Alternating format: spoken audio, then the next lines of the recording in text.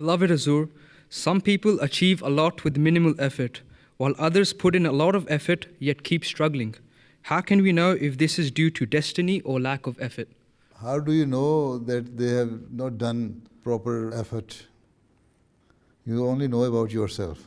Sometimes people say, oh, I spent some 2 hours in learning this subject and I was able to memorize everything.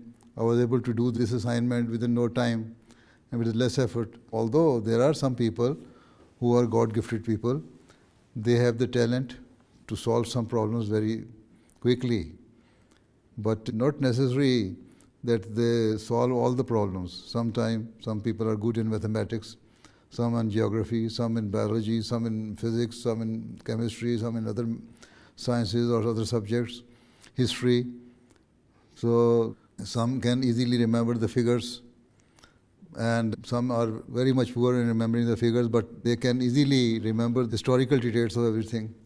So there are quite a number of people with different aptitude, different talent, and different qualities. Normally, people are average, right? And they take time to learn something or to complete their assignment or whatever they are going to accomplish, they accomplish it within short time. So instead of seeing that what the other man has done, you should make your proper effort. So in every achievement, you will have to work hard. If you are working hard, you will achieve your goal. And Allah Ta'ala will also help you. And at the same time, being a Muslim, being a staunch and strong Muslim, being an Ahmadi, you should, alongside your hard work, also pray to Allah Ta'ala, that Allah Ta'ala help you to complete this assignment, this goal, and make it easy for you.